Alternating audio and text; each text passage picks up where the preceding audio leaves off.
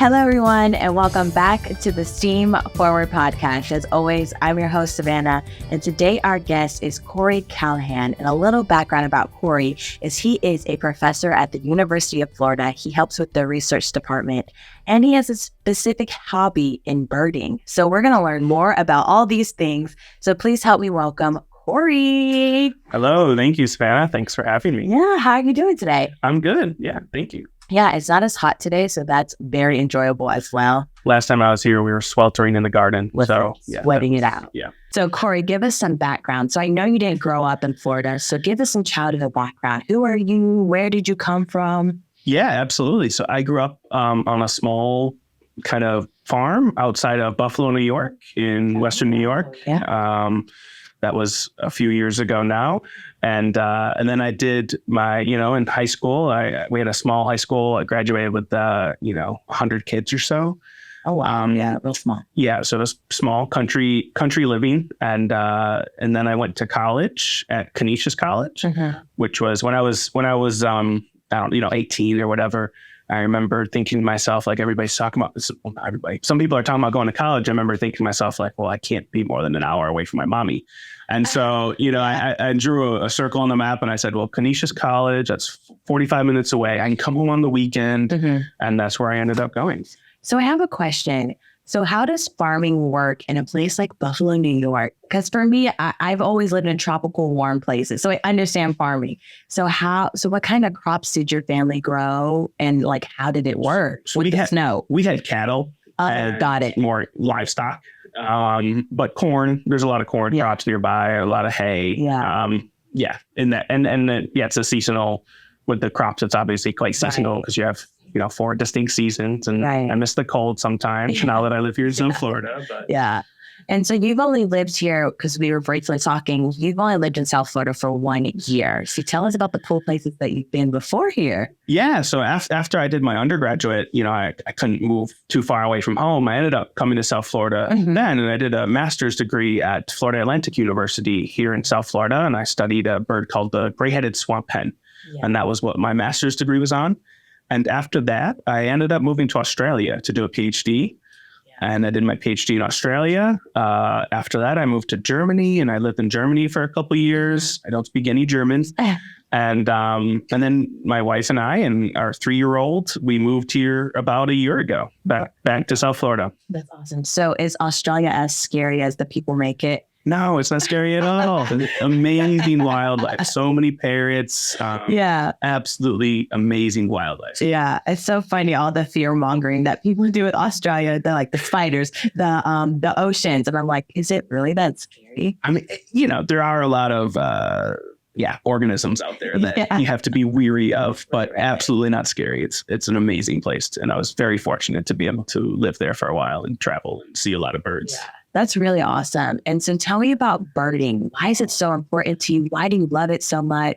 Yeah. So I grew up in the country, like I said, and at that point I knew all the backyard birds. I remember we had a bird feeder, and I remember Mom had like a field guide. And so I was able to learn some of the backyard birds. And that's about, 15, 20 species that are common. And when I went to my undergraduate degree, I learned that birding is a thing. I didn't know that this was a thing. But there's people that go out there and they try to see as many birds as they possibly can. And now that's what I do all the time. And so what can birding teach people about the environment or about ecosystems? Yeah. So the thing about birds is that they're easy to see compared to, beetles. Right. They're large. They're mostly diurnal.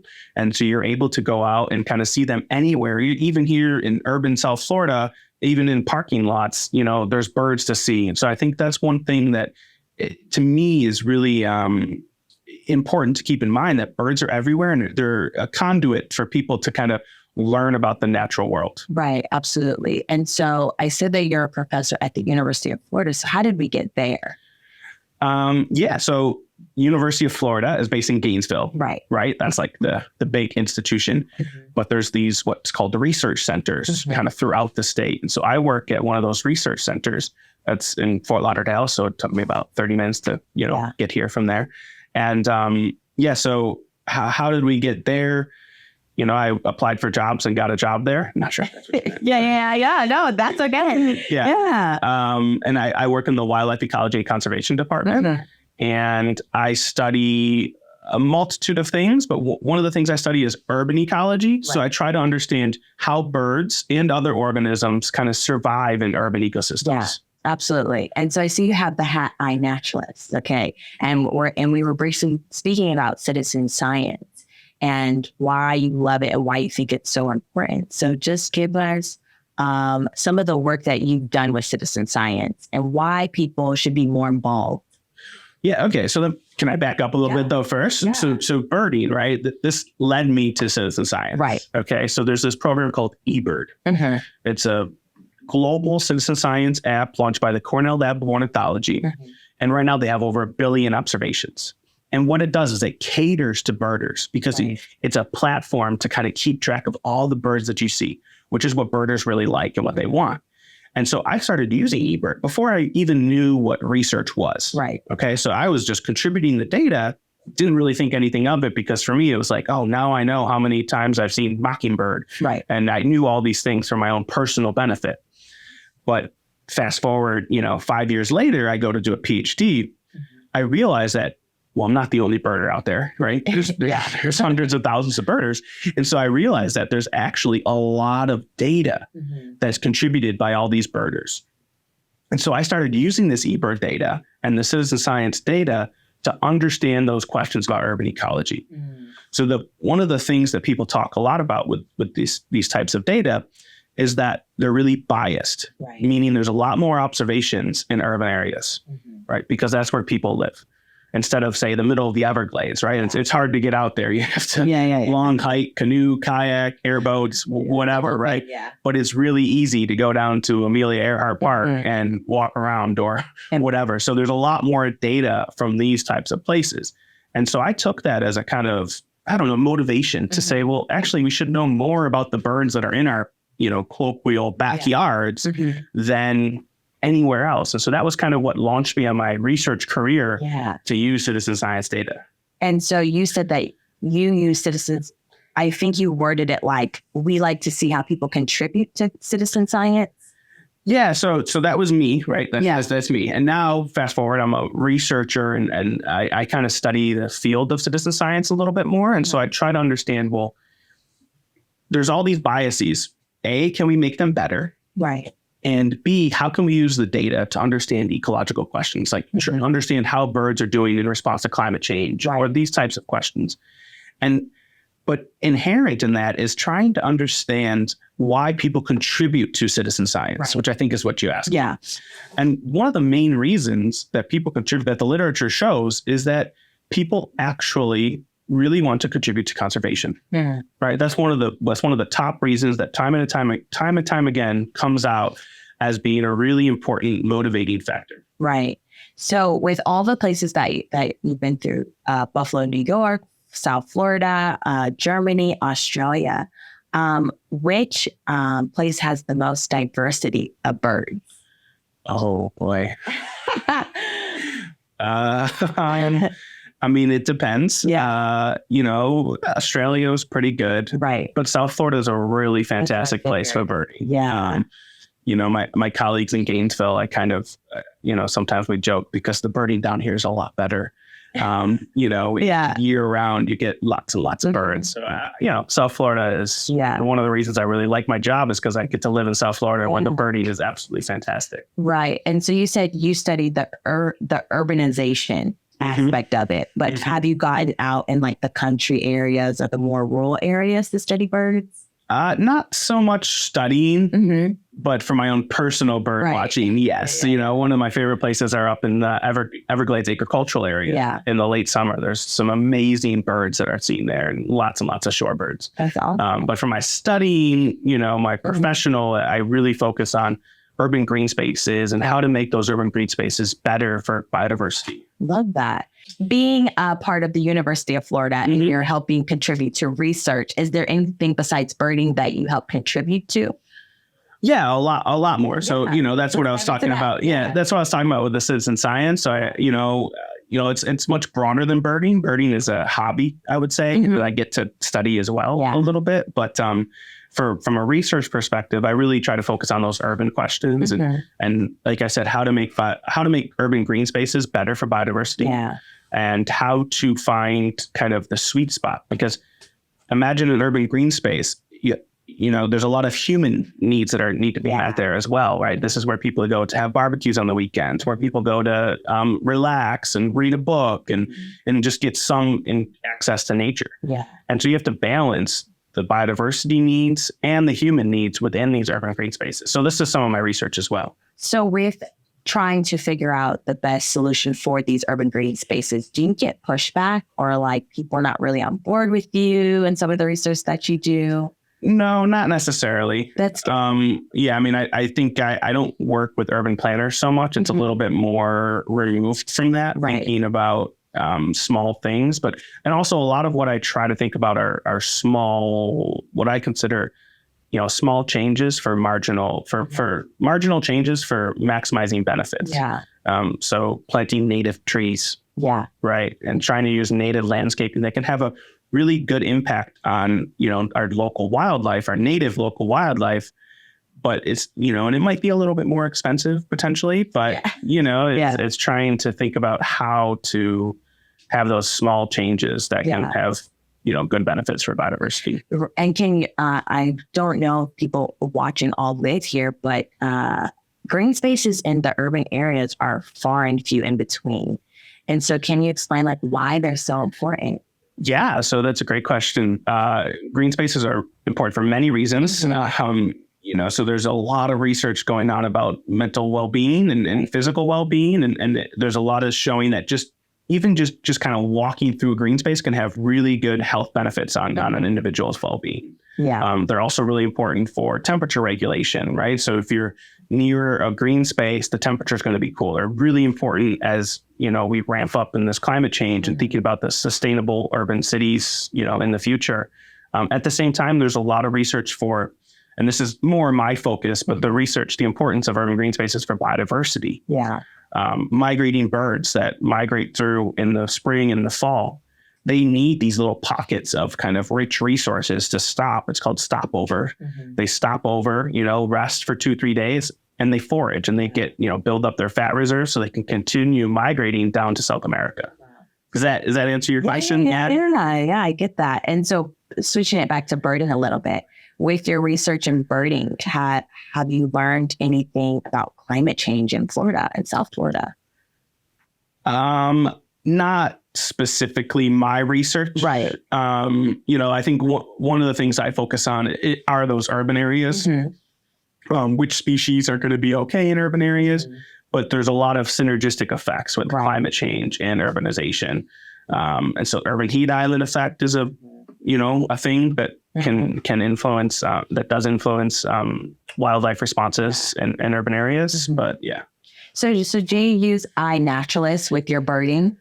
So iNaturalist, which the viewers might already know about. Some people do, some people might. Okay, so iNaturalist. So earlier I explained eBird. That's focused on birds, and that's also a global app. iNaturalist is focused on any taxa and taking a photo, recording, documentation of any taxa, plants, animal, fungi, you name it, and it doesn't even have to be alive. It can be a track of a panther or something really cool. Yeah. And so, that's what iNaturalist does. And so, yes, to answer your question, I use a lot of iNaturalist data as well. And I try to understand, again, why people use iNaturalist, how they use iNaturalist, how can we as kind of STEM people that are already in the STEM field, how can we use iNaturalist to get more people into that STEM field, right? Because I think it's a really cool tool.